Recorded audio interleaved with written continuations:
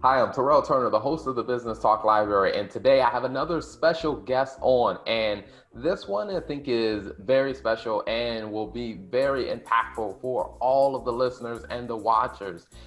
Ryan Mason is, I would say, doing amazing things. If you've seen Yahoo's recent article, he was highlighted as one of the top 12 entrepreneurs to watch for 2020. And other names on that list are like Neil Patel and Gary Vee, and Ryan is on that list because he's doing great things. So Ryan, welcome to the show. Terrell, it's a pleasure to be here. Thank you so much. Absolutely. First off, congratulations on the recognition. Now, one of the things that I've definitely learned is, getting recognition is not that, okay, you've reached the top of the pinnacle, you can just sit back and kick your feet up. There's more work to be done because now you got more Absolutely. visibility. So congratulations and all the best on the work to come. Thank you so much. Yeah, you hit it on the head there because, one of the things is this is a milestone and what always follows is more work to be done. So I'm super excited for new opportunities and I'm ready to leverage it. Awesome, awesome. Now, before we jump into your business, let's talk about, your background. What was, Ryan Mason's life before jumping into the deep end of entrepreneurship? Yeah, so it all started, honestly, I like to tell my background, just my family pedigree, because this really played heavy on some of the things that I aspired to do. And, in life, as we all know, it's not linear. So, basically, I had a father who actually played for the professional football for the Green Bay Packers. Also had a cousin who played for the Washington Redskins and a younger brother who was, following my coattails, 7 years younger than me, that now plays for the SEC. But I say all of that to say that, my biggest dream was to go on and follow in my father's footsteps and play professional ball. That is the sole thing that I wanted to do. And like a lot of people, for me, there were some things that were just kind of in my way that just did not allow me to actually do that. And for me, one of the biggest things was, my size. I was always undersized. I remember stories of me going to perform with, just so many people at so many of the bigger schools. And literally, it's so funny because I would look at those guys. I'm like, oh my goodness, I'll run circles around them, and I really would. But when I stood next to them, they looked like a mannequin in the store that was about 6'5". So. That was kind of the beginning of my story, and I was fortunate enough. I didn't go to the school my dream school that I wanted to, but I was fortunate enough, which happened to be one of the better things that ever happened to me, was to go and get a full scholarship to the University of North Alabama, which is a small school in the northern part of Alabama in a city called Florence. So that is kind of where my journey started. And, before I got into business, it was literally that transition was a means to an end for me. And that end, honestly, I went on and I continued to play football. And about 2 to 3 years in, I realized like, hey, I'm spending a lot of time. You know, if you're an athlete, you wake up at what 4 or 5 in the morning. You're working out, and then I'm going to classes as soon as that is over, and then I have maybe 20 minutes to eat, so I'm stuffing my face, and then from there I'm going to meetings, and then we got practice. So now I'm dog tired by the time 6 o'clock comes around, and now I got to study for a big test. It's tough. It's tough, and for me, I felt like a couple of things were happening for me that I just wasn't, happy with. I was burning a lot of time. I wasn't. I was dealing with some political things in the sports world, and for me, I also needed. I felt like it was an opportunity for me to use my energy and my focus and the time that I was spending on the football field towards something that I may be doing for the rest of my life, which I didn't really know what that was, but I wanted to get experience in something, right? So for me, to make a long story short, I needed a reason to speak to my parents and to convince others around me that I am not crazy and I did not flunk out of school. And I needed to justify my thought process for, hey, potentially letting go of a full scholarship. Gotcha, gotcha. Now, how did that discussion go? Oh my goodness. I'm glad you asked. It's so funny. I remember the first conversation I actually had was with my mom. And this is still after months of me trying to build up courage to talk to anybody about it. But that conversation, in short, went just like this: "You've lost your damn mind." so, so, but I understand. You know, being older now, I definitely understand. You know, and my thing was she knew how much effort I put into it, and she wanted to make sure that I was clear on what was going on, and and she wanted to encourage me to just keep going, you know. And so the next person I went to go and speak to my grandfather. And it's so funny because, you know, our grandparents, I mean, he had a soft tone, and he said no, but he said it in the nicest way possible. And I walked away and I said, yeah, maybe I am crazy. so, you know, after that, honestly, there was one person that I just refused to talk to, and that was my dad. And that's just because you know, there were several things playing on my heart and on my mind, and, you know, just from our football pedigree and our family, I didn't want to be that person, you know, to give up so fast. And for me, you know, I was looking at it as, hey, I'm not giving up, I'm transitioning, and that's exactly what it was. But I feared for what he may say, or what the family may think. And so basically, just to tell you a little quick story. So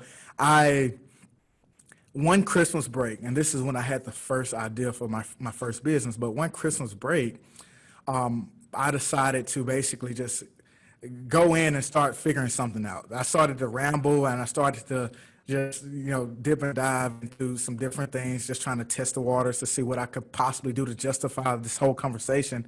Because if I'm going to talk to, you know, anyone else about it, I need to have a backup plan, right? Well, one day after that Christmas break was over, we're back in school, and I had an idea for a business venture. And after that, I also wanted to get someone else's opinion on if I was crazy or not. So basically, I called about 7 people in the university, all in the College of Business. And I started from the top of the list, from the dean all the way down, and they all recommended me to a good lifelong friend named Dr. Bora. So basically, I spoke with Dr. Bora, and I sat down with him, and I poured my entire life story out to a person that I had no idea who they were. And it took about an hour, and I almost was in tears trying to tell the story. But basically, he told me 2 things after I left that meeting. And he said, for one, you have a really cool idea. How serious about it are you? And I said, I'm 110% in. I'm there. I'm serious. So he said, okay, great. We'll meet up during the summer, and we'll work on it. So the next thing he said was, Ryan, it seems like you already have your answer. And I remember walking away from this meeting pissed because in my head, I'm like, listen, I needed you to tell me one simple thing. Am I crazy for thinking about leaving a scholarship, or am I not crazy? Like, he didn't give me that answer. So I went to another guy who was actually I think he was the provost at the time. But basically, I went with him and I poured my whole life story to him for a whole hour, right? Told him the exact same thing. And you know what? He said the exact same thing. It seems like you already have your answer. And at that moment, I couldn't be mad anymore. I said, okay, well, geez, I guess it's time to go talk to my dad. Mm-hmm. And it still took a couple months. But when I finally decided to go and speak with him, my dad said one thing. And he said, listen, I support you 100% in what you do. And that was it. Wow. That was it. That was the end of the journey. And, you know, I walked off the football field and I was happy. And, you know, I had the freedom to use my energy in other places. Awesome. So now at this point in the journey, like I said, you have the legacy of football with, you know, your father's a player in the NFL, you know, right. have a cousin that plays, you're in college on a full scholarship playing, and now you've come to that conclusion of walking away from that. And so now becomes, where do you now put all of that energy into? So how did that entrepreneurship journey start to unfold? Yeah, so it actually started right before, you know, I decided to walk away because I needed to justify some things. And basically, if we go back to the Christmas break, I'm still on scholarship and I'm at home in Alabama. And basically, I'm sitting there in my brother's room while he's playing a video game. And there's a guy on Instagram who's customizing shoes. And for me, I'm just like, oh man, this is cool. He's not drawing on shoes, but he's completely taking apart a shoe and replacing it with like exotic leathers and like ostrich and python and all of this crazy cool stuff. And I said, well, I, I don't know much about it, but maybe I can figure it out. I'm crafty enough. So here, so I get the knife and I start cutting up shoes. The first shoe I cut up was an old Air Force One. And my brother's like, he's just looking at me like, okay, you must be really bored. And I never forget my mom and dad coming in the room at separate times, and they literally had the same face, like, what is he doing? So basically, from there, I was trying to figure out how to recreate a shoe, and potentially increase the value. And in the process of doing that, I said, wow, if we think about it, shoelaces have not been changed in I don't know how long. You have cotton laces, which every single pair of shoes has that in most cases. And then you have leather laces that are just hideous. And they're only used for like work boots and stuff like that. So my idea was, how can I create a lace that looks good on both sides? It's soft. We use exotic leathers, and how can I use this lace to help increase the value of the shoe, right, and the appearance, and give people an opportunity to express their fashion through their shoe in a different way. And that is where I had the first idea for my first business. And basically, at that time, that was the aha moment. Like, maybe this will work, so that I can convince other people that have not lost my mind. No, one of the things I think is very interesting when you mention and you say, that was your first business, because one of the things that I hear a lot when just talking to people who either want to be an entrepreneur, who are entrepreneur, to believe that, hey, this one idea has to be the one that works. So how many businesses have you started or been involved in? Right. Yes. So I've started two companies. After like me literally looking back at my life, at this point, I realized over time I was surrounded by business. I literally, my father, my uncle, my grandfather, and all of his five brothers literally all own local businesses. And that's kind of what led me to the next company. But basically, after I had gotten into it and I started to really, really understand business, I realized that, no wonder I was kind of bit by the bug, because it was in every corner of my life. Gotcha. Gotcha. So now, other than the shoelaces, what were some of the other products with that business? Yeah, well, actually, it's just mainly shoelaces. Oh, Yep. wow. So Wow. Italian lambskin. Occasionally, we would do different exotic leathers. Snake skin and stuff like that. We had a collection that was basically the vegan collection. It was branded at that time as the Eco Collection, and that was one of the lines that literally just got a ton of publicity. Gotcha. So how Yep. was it like, getting publicity? Because you usually don't hear, probably before you started doing it, you didn't hear a whole lot talked about, Right. shoelaces. How did you Absolutely. go about, getting the recognition and publicity for something that most people probably weren't talking about? Right. Yeah, that is so true. Honestly, I'd never heard it before I got into it. I never heard anyone talking about shoelaces. And so some of the things, that I've actually understood along the way that kind of really helped push me is just the mentality. For me, I was at a point where I didn't know much of anything. I didn't know much about business at all, but this made me curious and anxious enough to try so many different things. And I also had the energy, so that is what really started to propel me. And eventually we were able to land on Good Morning America, NFL Network, Foot Locker stores, and also about 40 plus athletes, and celebrities and athletes wearing them, some being like DJ Khaled, Kevin Gates, Antonio Brown, Jameis Winston, just a ton of athletes. McCourty, different, the McCourty twins, Marquise Goodwin, just a ton of people. And I think at the very beginning of it, it was just the things that I did was I just honestly I had this mindset that was just like, hey, go. If it makes sense, if you feel good about it, trust your gut, take a leap of faith, and just go, move forward, one step at a time. Gotcha, gotcha. So now, coming forward in with the Lux brand, moving into the second business now, what really brought, or kind of what was the genesis of the idea for the second business? Yeah.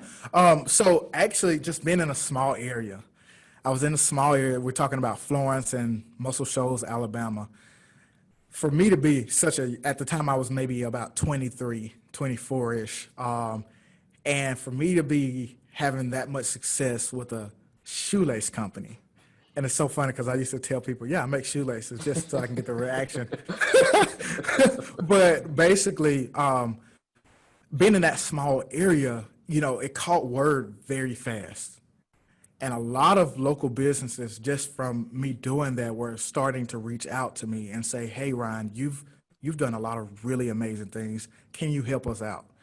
And it's so funny because at, at that time, in my head, I'm just like, "Dude, I don't know what I'm doing," but I didn't realize how much I did know because I would look from my perspective. It was, "Hey, I'm just doing things. I'm just doing things."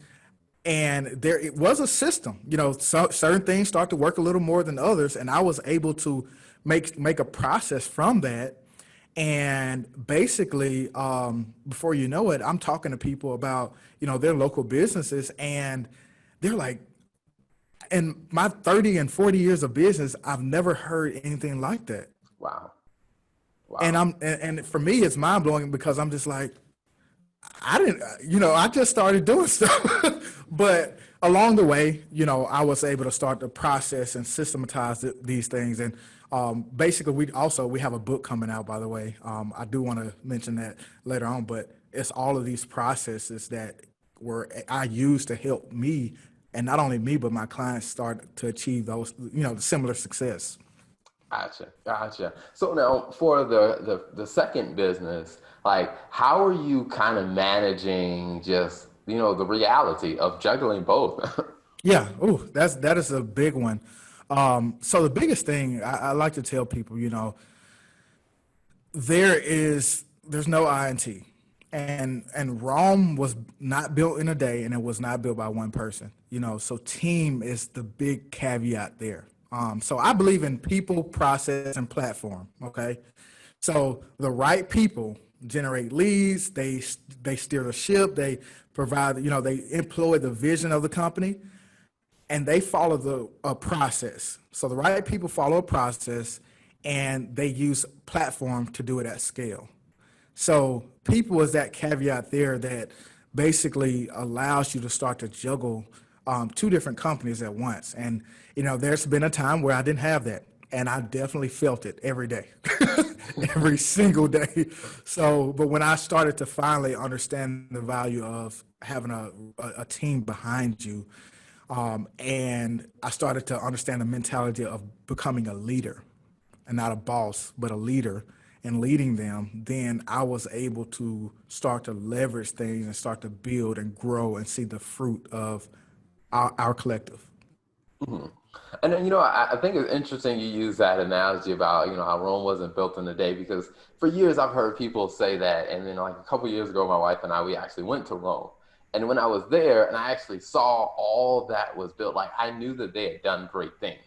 But it's just like to Hmm. see as much as they have built and like it played right into what you said about, you know, Hmm. when you look at a lot of the structures, they had very consistent processes across Right. everything that they were doing. So it's just like they had people on the west part of the city building something which followed a very similar process and pattern that they had people building on the east. Yep. So when it all came, we had all these people following consistent processes that made sense and that worked together. And when it Yep. all came together, you had this great city that everybody knows of Rome now. Yep. That's right.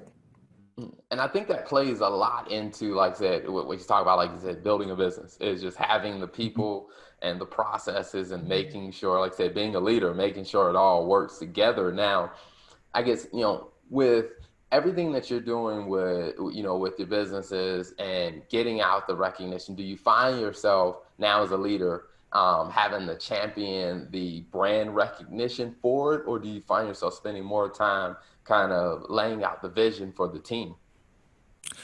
Ooh, I think, that's, I don't know if I can pinpoint which one I spend the most time on.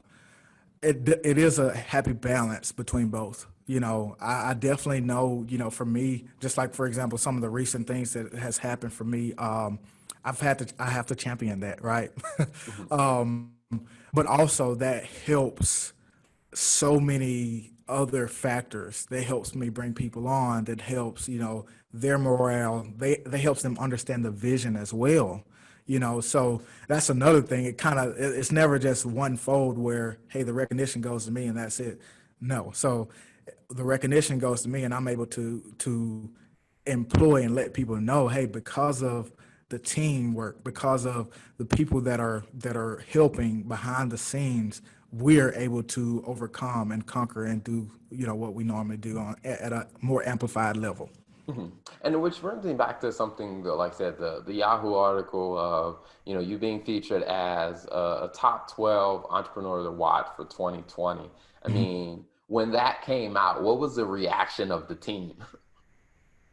That, yeah, so it's so funny because I actually had given some of my guys bonuses, like maybe the week or two before, and they just have been working together so well, and I was just happy. One day I woke up and said, "I'm going to give them a bonus." All right, so they were super thankful for it. But I had this joke where they were saying, "Hey, thank you." And I said, "Well, maybe you guys can send me my bonus. Send me a bonus." And since I'm getting it from so many of you guys, maybe it'll be a lot more than what I was able to give. But no, that's the type of culture and the type of environment we like. But they were ecstatic. I mean, it literally, I could tell behind the scenes.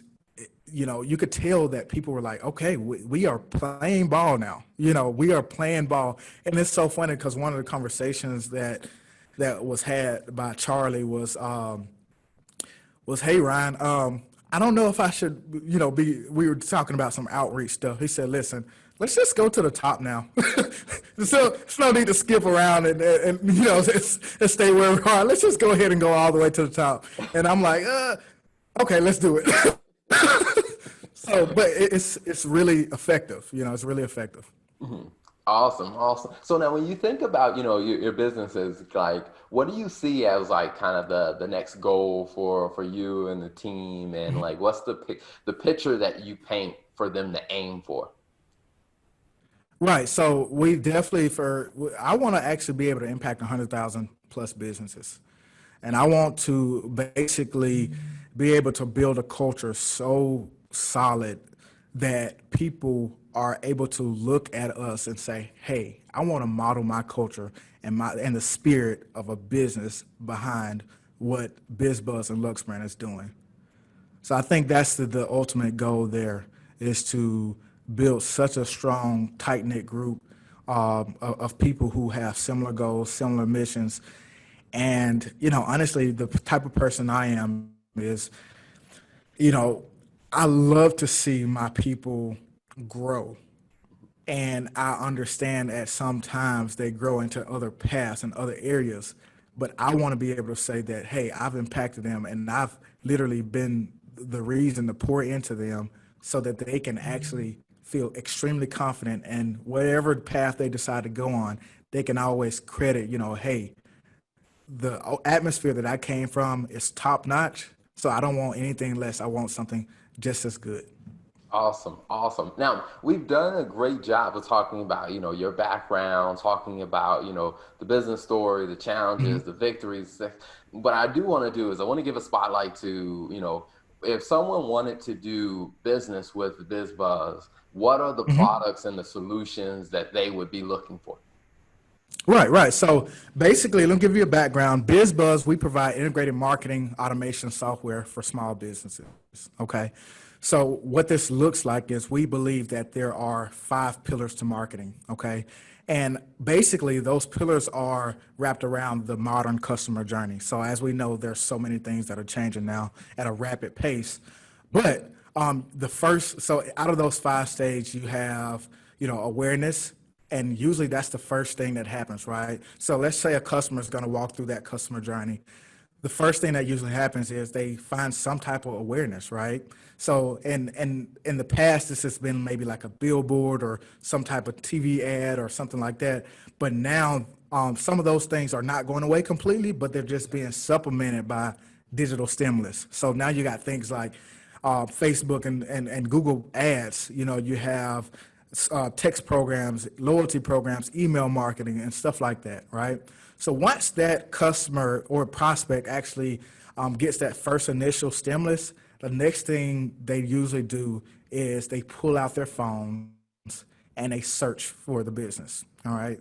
And that phase is called listings, right, for local businesses. So your listings is important. You have things like, Google, Apple Maps, GPS search, voice search now. You want to make sure that you're findable online, all right? Now, that is also that stage of listings can be considered search, okay? So after that customer has pulled out their phone, and now since they have so much access to so much information, the next stage is research, all right? And in the research stage, what they're going to do is they're going to find everything that other people have to say about you. They're going to look at your reputation, right? So basically at that stage, obviously it's important to make sure that, people are saying positive things about you, and you're actually asking people to leave positive feedback as well, okay?